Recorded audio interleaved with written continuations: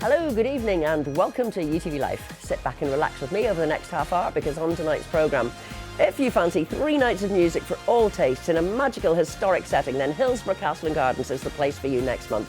To explain more, I'm joined by producer, singer and actor Peter Corry MBE and Celtic tenor George Hutton. Rita's been to visit Scott's Jazz Club in Ballyhackamore to find out how the community helped with the purchase of a grand piano. Our latest European champion, Laura Beacom from East Belfast, will be here to tell me about the Sport Stacking Championships. Our film critic Brian Henry Martin will be giving us his top entertainment tips for this week.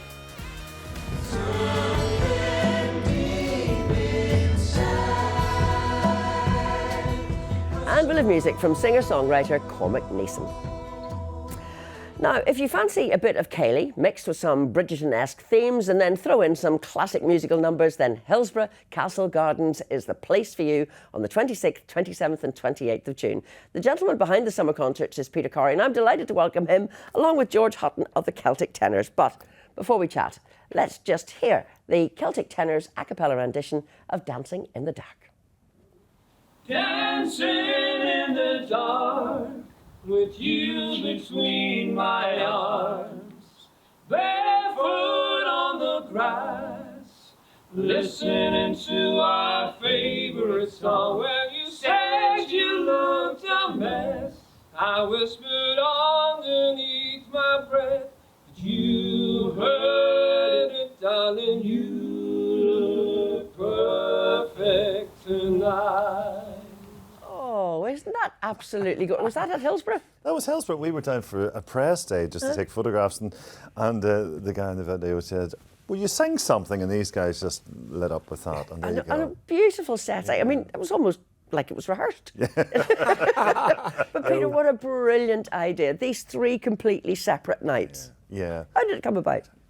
It goes actually way back to 2019, whenever the castle got in touch and said, "Would you come up? We'd love to talk about doing some concerts." And we were all ready to push the button and do them in 2020, and then of course the world came to a standstill. So we just last year thought, oh gosh, let's revisit that, and so we had a chat with the castle and Historic Royal Palaces who look after the castle, and it's such a beautiful setting, Pamela, it really is. And so we did 2 concerts last year on the South Terrace, and they went really well. And the weather was glorious, and the weather's going to be glorious this year. Of course it is. Yes, promised. Yes. And I know you do have all of those connections. Yep. And it just seemed the right thing. The interest was there and the excitement was there about doing it on a slightly bigger scale. So that's what's happening this year. And now in come the Celtic Tenors, and welcome new boy George. Thank you, Pamela. How's it all going? It's going great, thank God. We just got back we did a sold-out US Canada tour there in February, March. And we did a PBS special there, which is doing quite well. So, thank God, it's been going great. And the lads have been very welcoming. You know, I know James Nelson, big shoes to fill. So, but he's given me his blessing. So it's been great. Thank God. That's lovely. And then, how did you get involved with coming on board on the Friday night?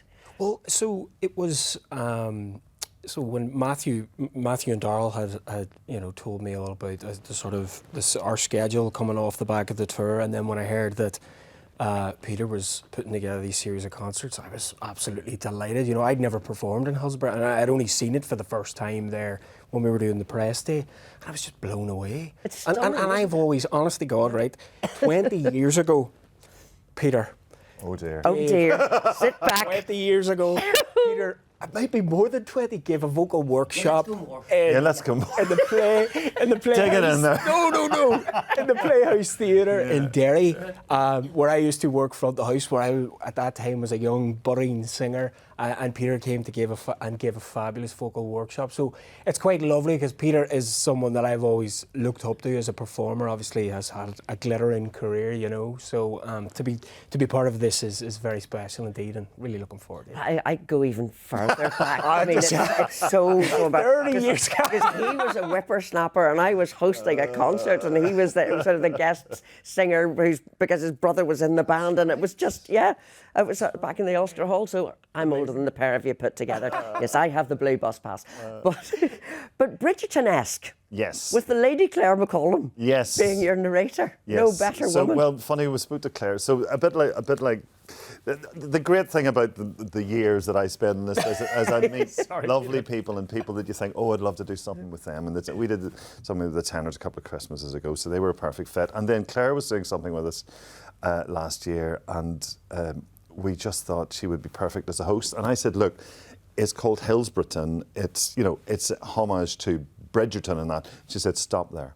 I am a huge fan, she said. So that was a really, really easy conversation to have. Brilliant. And she's hosting it along with a good friend of mine, Norman Bowman, who's a leading man from the West End. And so the music, because Bridgerton is so good at taking, like yourselves, with the Celtic Tenors, taking popular music and turning it into the theme and the genre of the time. So is that how this is going to work? So the way it works is we're taking popular music, and you've got the Arco String Quartet, who are lovely, fabulous. Yeah. So you've got singers singing pop music and popular music, but doing it in that sort of semi-classical style, and it just fits. And the cast will be dressed up; they'll be in costumes. If any of the audience want to come in costume, we do have a diamond of the. I think it's a diamond of the evening we're calling it, but and we have our Lady Pickle Down papers. Love it.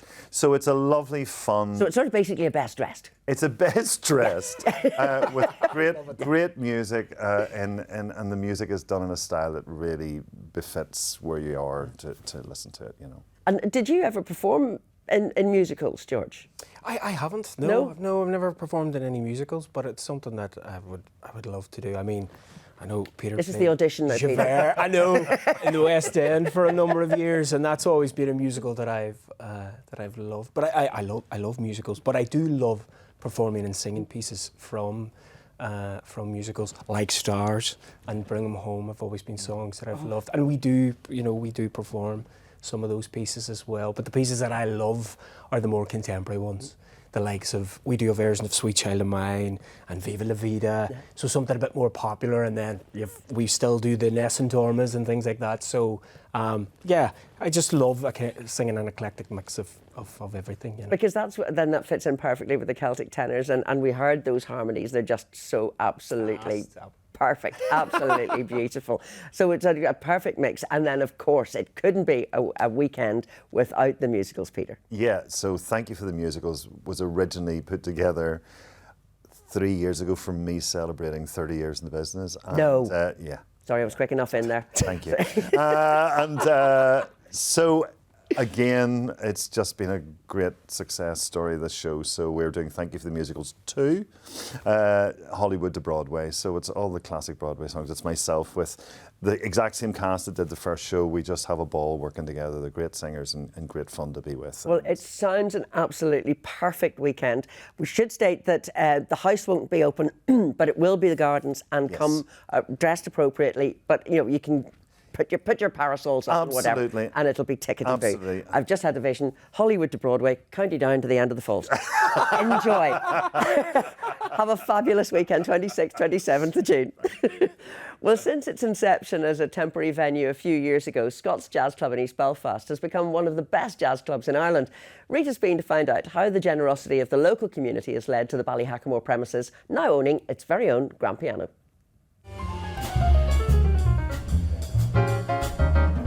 A hidden musical gem in the heart of East Belfast, serving up top-class jazz. And now the whole experience is even more special with this very grand addition. We've been running this club now for about 5 years, and I had always wanted to get a piano, but pianos are expensive. So we decided we would ask our audience to help us out. We gave each of them an opportunity to sponsor a key. There's 88 of them on this piano. And within 22 hours, all the keys were gone, and we had the piano within a week, and it was a brilliant, brilliant week. That must have blown you away. I mean, that's an incredible result. It was incredible. We didn't expect it. We thought maybe it would take a couple of months to raise the money, but our audience were so supportive and so generous. We genuinely couldn't believe it. We have people coming from across Ireland to come here. We have people from all the corners of the country. We have people from 18 to 82 who are here week in, week out, just because they love the music. And of course, your club has gone from strength to strength, from local artists like Lindley Hamilton to international players who come from all over the place. You must have the time of your life playing along with them. I have an absolute blast. That's part of the reason why I'm still doing it after 5 years. And I get to play a lovely piano every week. What's not to like? Tell us about some of the biggest artists you've had here. One of our favourites was an English pianist called Joe Webb, and Joe Webb is the hot new thing in jazz in London at the minute, and he arrived at the week we got the piano, and he was so supportive. His band were absolutely brilliant, and the crowd just, they couldn't believe it as well. A great jazz club in Belfast with great music and great musicians. Absolutely. Is that the guy that was on Jules Holland? Yes, yes, that was him. Yeah. And he's a lovely guy as well. Awesome, what a get. Yeah. Yeah, great. The club are widening out their offering this year, hoping to reach younger audiences with the aim of fostering a love of music early. In the autumn, we're running our first Autumn Jazz Weekend this September 25th to 27th. As part of that, we're running 2 concerts for schools, one for primary in the morning and one for secondary schools in the afternoon, which will deal with music that's on the curriculum. But it's to introduce kids to, well, over 100 years of jazz. There's quite a lot going on during the Autumn Jazz Weekend. Yes, education, concerts, and lots of performers over 3 floors on 3 days. And, you know, hopefully it'll be the beginning of a regular, you know, Scots Jazz Club Autumn Festival. Plans are afoot for Sunday afternoon jazz sessions too. And sitting this close to such a grand piano, well, sure, I can't help myself. Summertime and the living is easy. Fish are jumping and the cotton is high. Your daddy's ready. At the drop of a hat, she's there giving it a good old song. Well, still to come, I'll be finding out from Laura Beacom what it takes to become a European sport stacking champion. And we'll have music from singer-songwriter Cormac Neeson. So, see you shortly.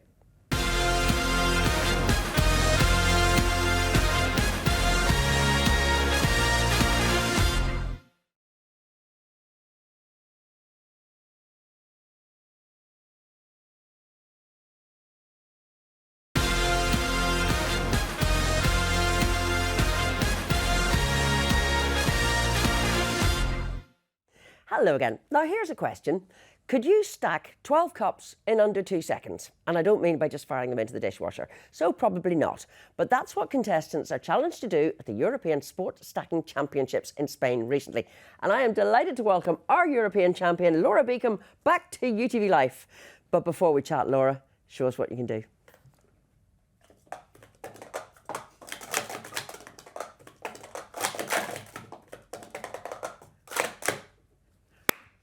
No words. Laura, please join me. Sit down. That is just incredible. When did you know you had this amazing hand-to-eye coordination? Well, I started doing the sport stacking when I was just 12, so that's 10 years ago now. I picked it up pretty fast. I started from Rubik's Cubes, so it had some similar skills, and then just got involved with it and kept going. And it was your dad's fault? Well, Because he yeah. was sort of into He stacks as well, but he got into it because of me, actually. Oh, really? Yeah. Is he any good?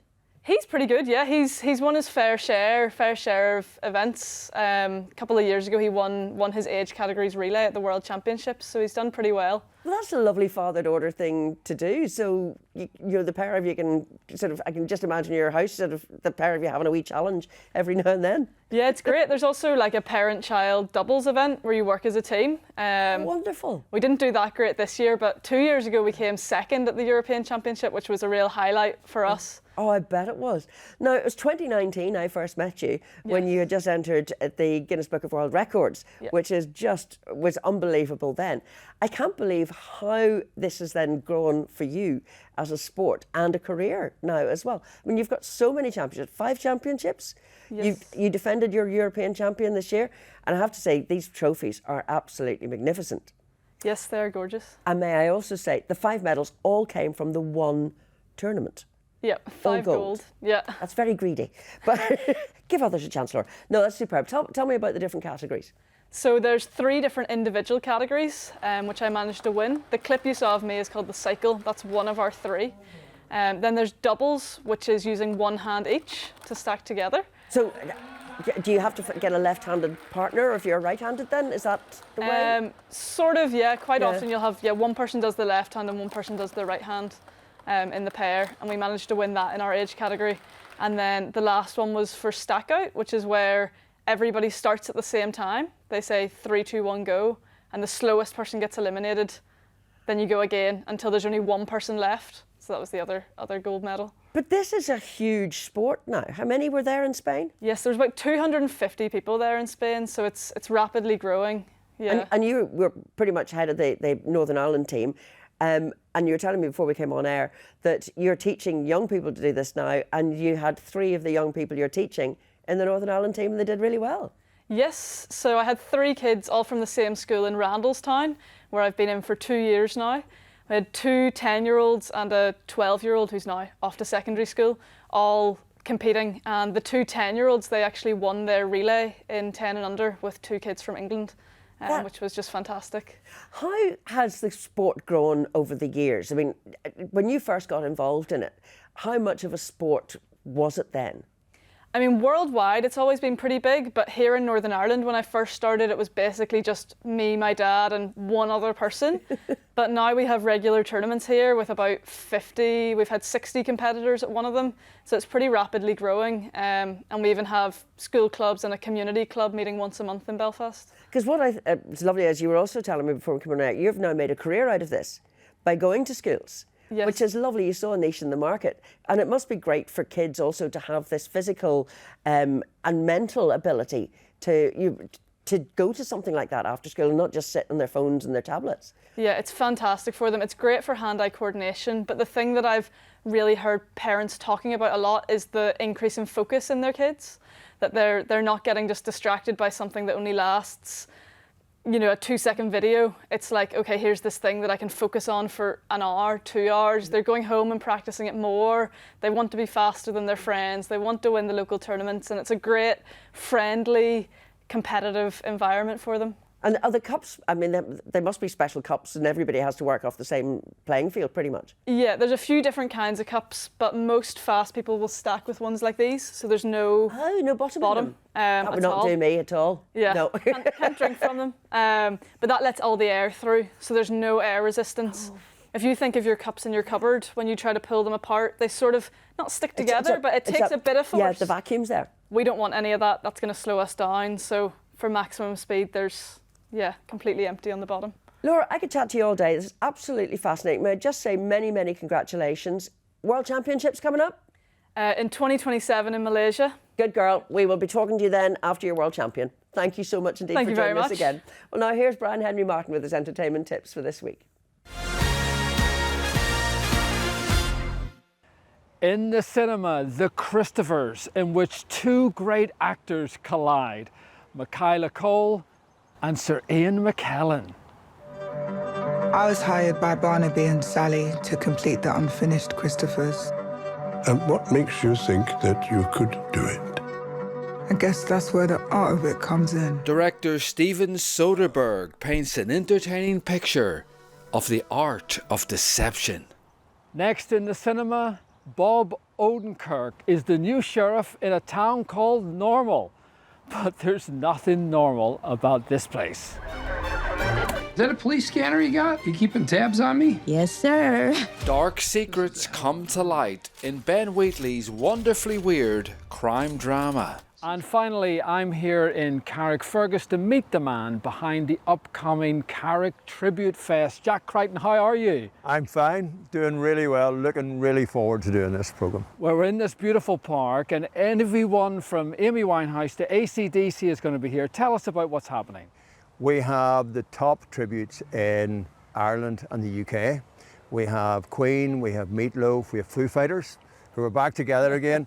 Hopefully they'll come here and it'll not be a tribute, but maybe not. We've got the best of the best. These are the best in Europe and very authentic in what they do. And they're real musicians. We have Cher's coming. She's got an 9-piece band, which are fabulous, and she is the real deal. She's absolutely amazing. So this is to bring something new to Carrickfergus. This park is fabulous for a small festival. It certainly is, and it's going to be even better than the real thing. The Tribute Festival is on Saturday the 23rd and Sunday the 24th of May, right here in the beautiful Shaftesbury Park. Don't miss it, and have a great week.